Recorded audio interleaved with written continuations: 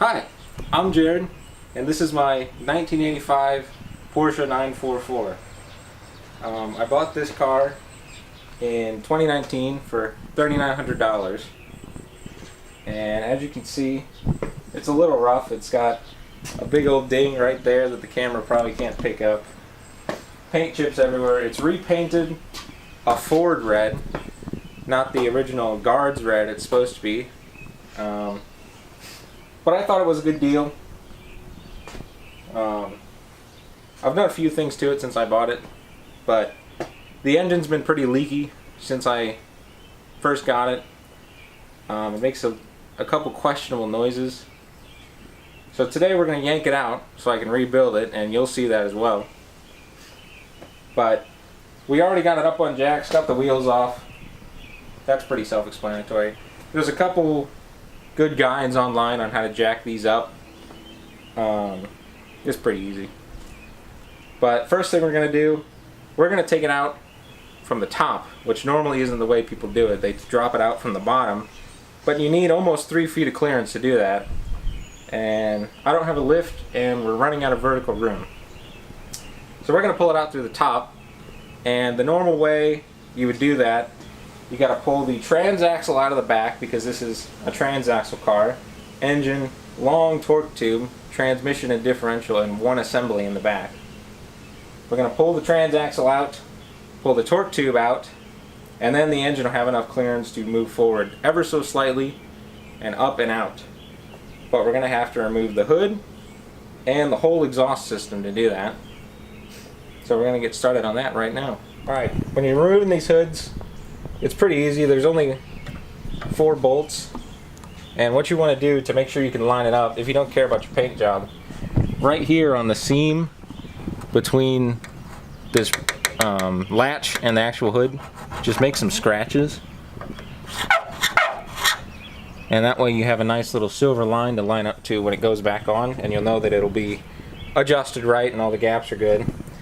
But pretty much there's a little clip down here on this strut that you have to pull out. The strut will pop off, and then you can have a buddy here hold up the hood, just take out the 4 bolts, and the whole thing will lift up and off.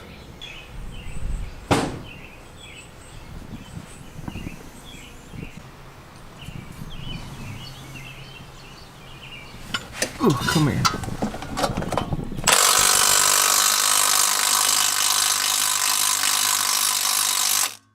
Those are bolts, aren't they? They're what? I said those are bolts, aren't they? Perhaps. Or you have to hold a wrench on the other side. Of course they would do that. Well, it was the 80s. We didn't know what a stud was. No. Yep. Alright, we're going to take the exhaust off. And because Porsche is a lovely company, the manifold nuts aren't nuts on studs. They're nuts with bolts pushed through. So we're going to have to take the nut off this side, and the bolt, we're going to have to hold it with a wrench on the other side. And we can't do that and hold the camera at the same time, so we're just going to go ahead and do that. Alright, took a little bit of trying, because we about stripped the bolt, but we got the exhaust disconnected from the manifold up front. And if your car is one with a cat and an O2 sensor like this one, this is an 85.5, so the refreshed 85 model year that came out at the beginning of the year, you can read up on it. Anyway, it's got an O2 sensor we need to disconnect. And it took some finding, but it's this wire right here. And oddly enough, it comes up and curls around and makes you think that this is the body side connector, but this is actually the O2 sensor connector.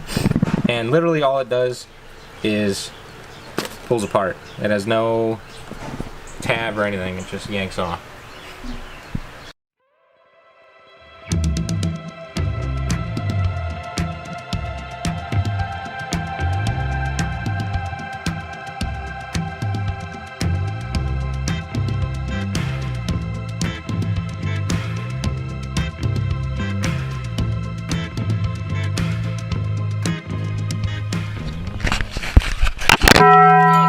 Hey, it fell off in the front. You good? Yeah. Okay. It didn't actually hit me that hard.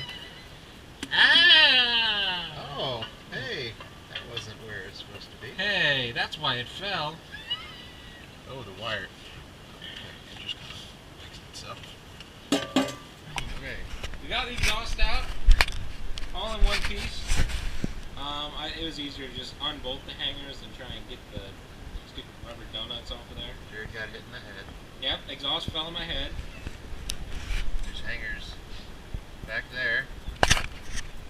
One here, which wasn't really where it's supposed to be there. And Front. right there, which you watched us take off. Other than that, it was connections at the header. So, for disconnecting your shifter linkage, you take this little, so this is your shifter linkage from the shifter to the transaxle. Here the bell housing on the trans here. Under this cover is a bolt with a piece of wire around it to keep it from falling out. And you're going to disconnect that basically. That's step one. So with it disconnected here, you can see that this rod runs through the bell housing on the transmission, connects to it there. Jared, you want to go ahead and like shake that around a little bit? That's how your transmission does its shifting. Okay, you missed this, but it just slide the ashtray open and it just pulls out. And then pull this little center cubby out and it gives you access to the 4 screws you need to take off in order to get this plastic off so you can get down to the shifter and disconnect the shifter on.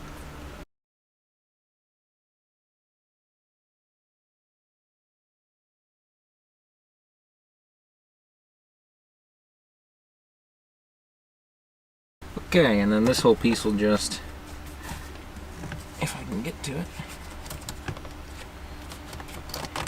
there it goes, get off of there. Oh, my radio surround.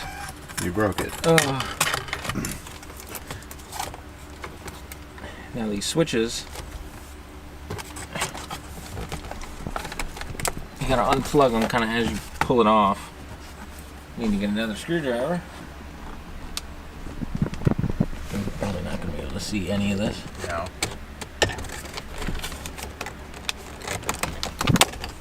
Okay. Well, that one. The switch pulled out. You could also just remove the switches entirely, which is That's what's happening. sometimes easier to do.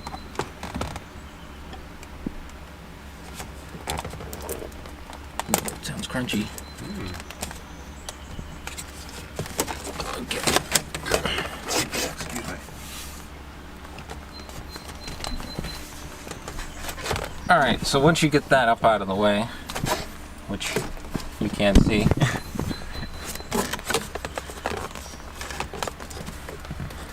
you can pull this rubber surround out. I actually have a aftermarket leather one that doesn't tear as easily, and you can get to the shifter linkage right here. We're going to pull the entire shift knob off. Remove this little clip and the whole thing will just pull straight off. These are aftermarket shift bushings that tighten it up a little bit so it doesn't, the knob doesn't wiggle around on the shift shaft as much. Alright, this is where that big shift linkage connects to. Down here, there's a little circ clip. Pop that out, and the whole linkage will disconnect off of the actual shifter, and you want to turn it to go under the tunnel, and then just start shoving. I might need to get this nest out of here. You gotta turn it 90 so it'd be upside down fully. That's 180. Oh, 180. Maybe. Maybe we need to shove from the back. Oh wait. Maybe the person was just a fool. This is definitely a mouse nest.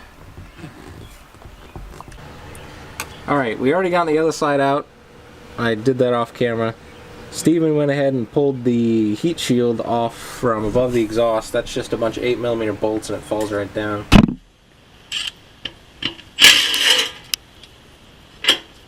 bet there's a whole lot of gravel under this thing. There is. Watch everything.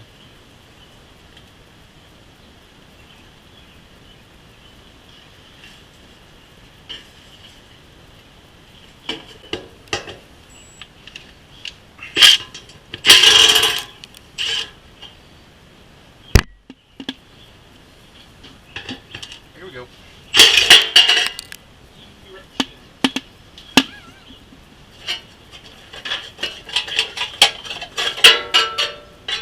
There's your mouse nest.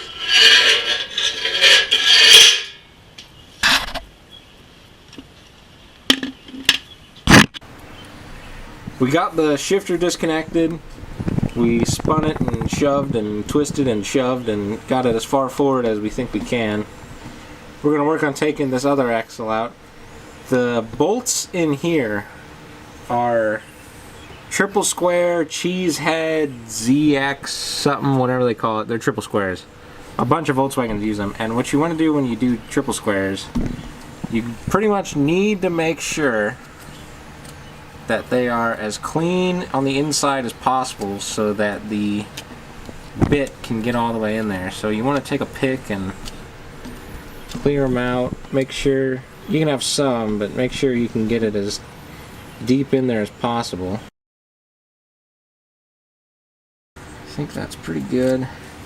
So then you want to take your bit, if I can get to it, a screwdriver. You could do what we were doing on the other side and mess with the parking brake, but I figured on this side it's easier.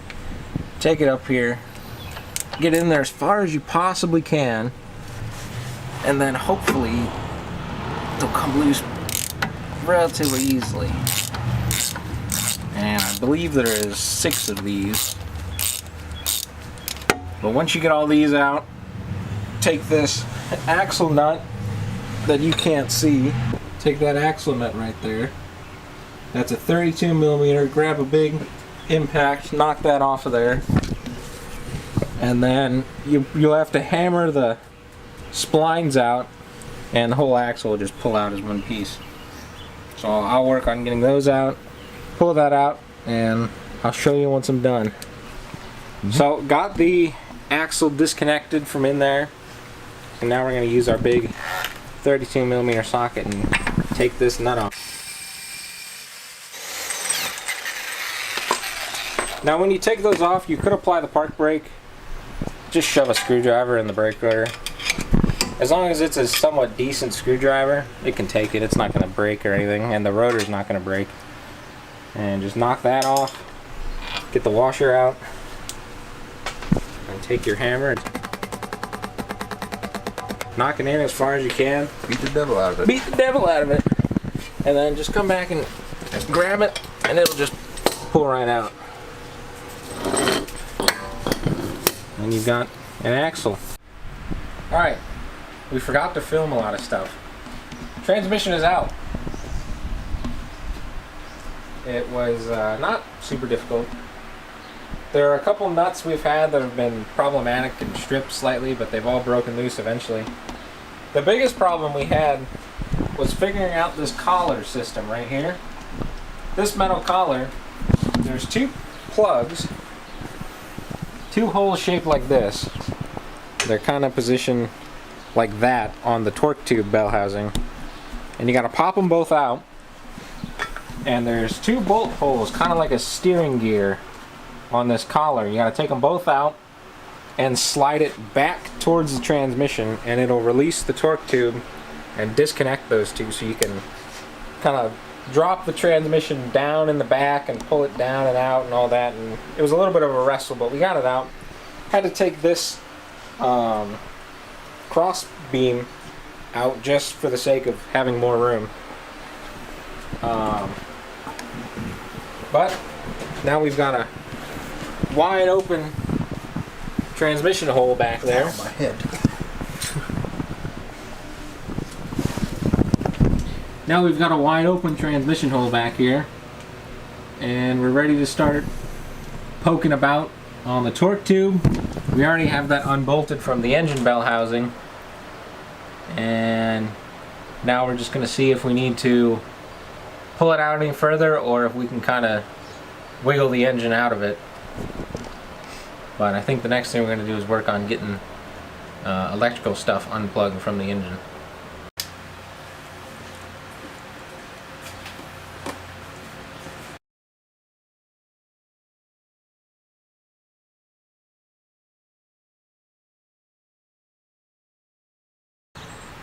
Okay.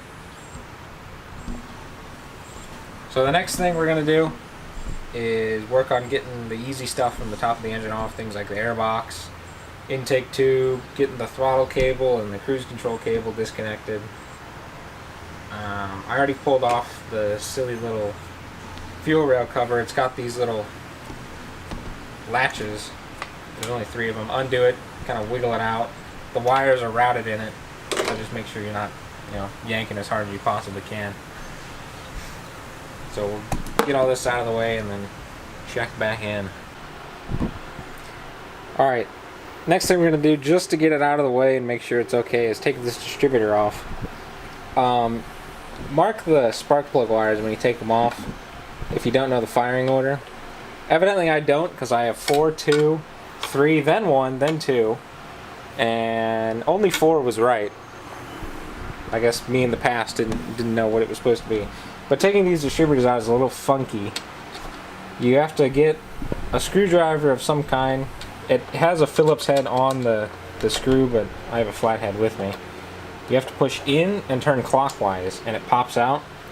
And there's another one down below it, and it's just the same thing.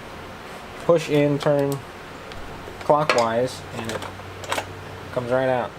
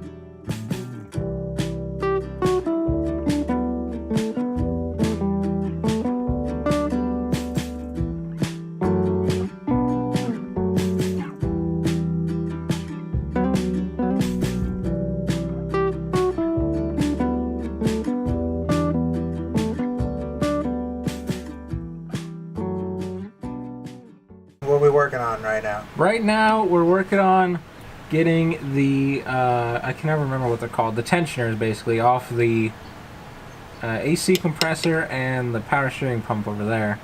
Then we're going to slip the belts off and work on actually taking the compressor and pump off. I think what we're going to do for the pump, or at least try to do, instead of breaking the lines loose and removing the pump completely, we're going to see if we can just take it off the bracket on the engine and hang it off to the side. That way we don't have to worry about bleeding the power steering system. Alright, so the tensioners that I was talking about are these things right here. You gotta take the lock nuts off. That one's still locked, but really only one is needed. And you just want to turn it. You can see that the belt is getting looser as I turn it.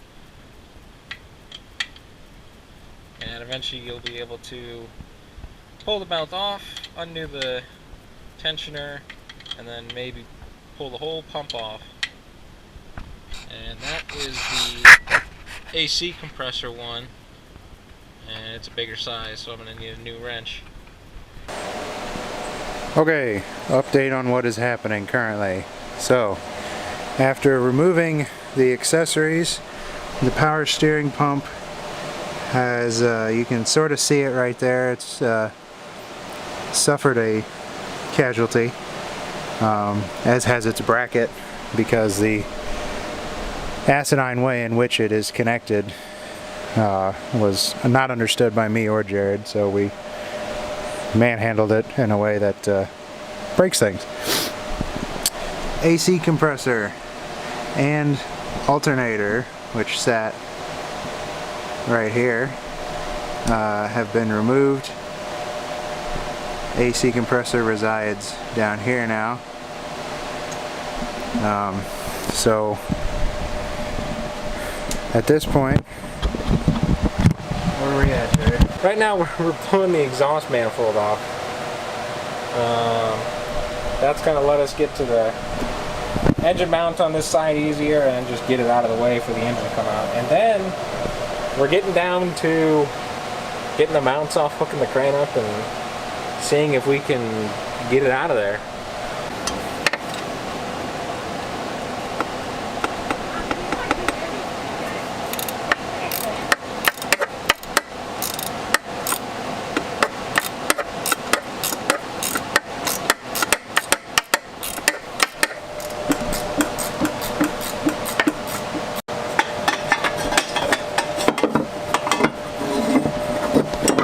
There's one header. One header.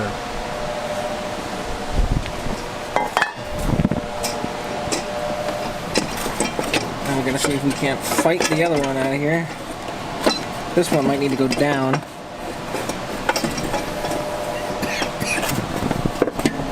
Maybe I can just kind of Drop it in the shmoo. It's behind it. Well, alright. Where are we at now? We're getting close to mounts. We need to put the crane together. Exhaust key. That motor mount, easier to access. You can say that.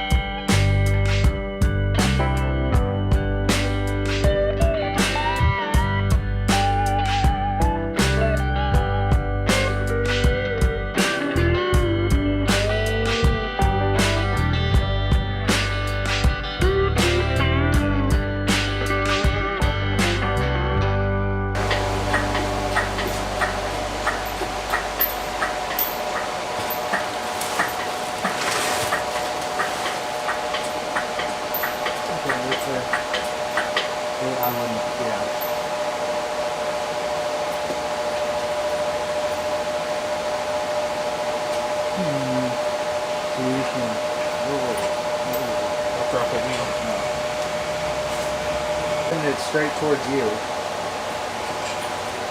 I gotta get the fans over once there's less fucking tension on the cord.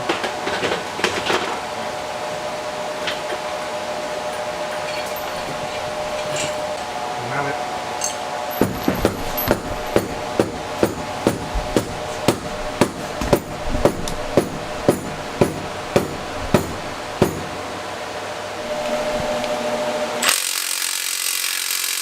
Okay.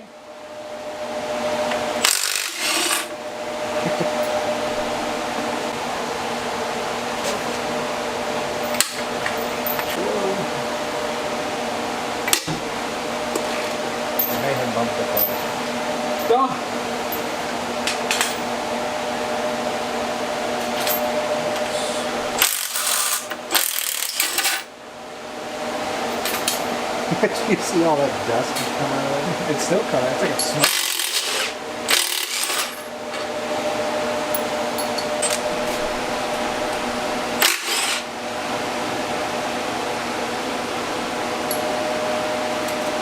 Make sure everything don't go flying off. Well, fall off.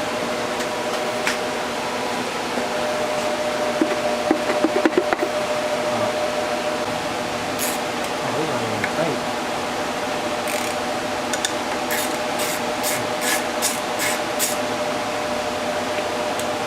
There we go.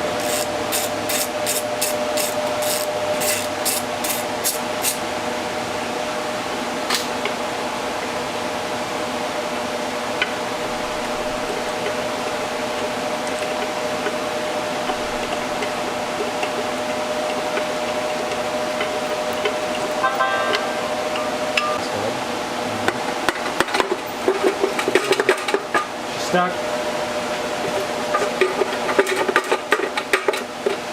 But on what? Oh, I see what you're doing.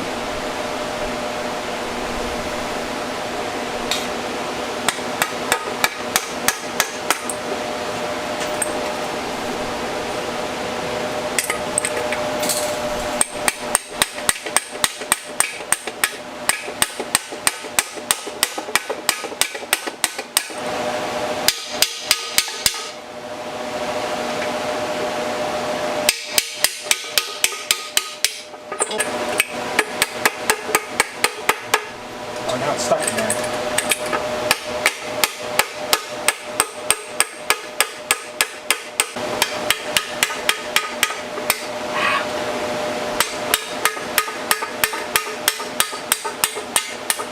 Oh, that sounds good.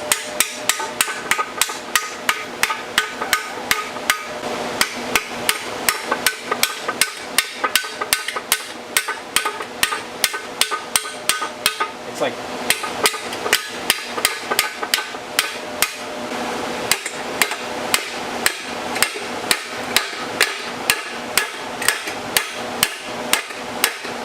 can we get it off?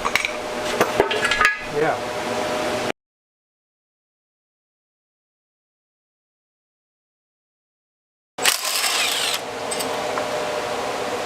Ooh, that clutch is low. It's not horrible. It's not that bad, but could be better. If your 944 clutch gets funky, probably because it's doing that, which it ain't supposed to do.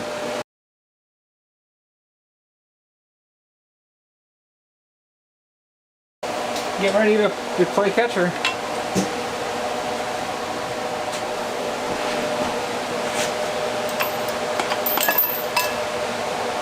Pitcher.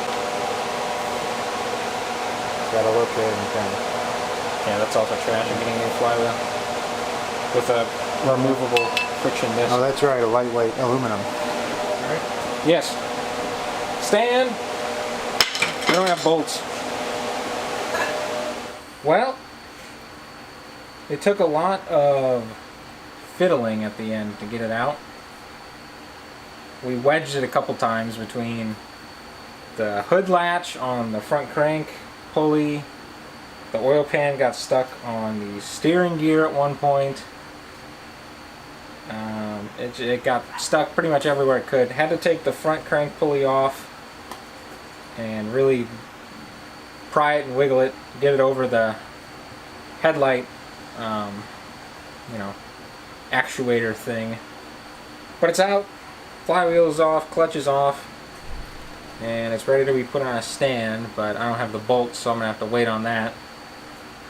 But for now, we're just going to clean up, put everything in a Ziploc right where it goes to, and hopefully I can remember how it all goes together when it comes time to put this back in a while. Thanks for watching.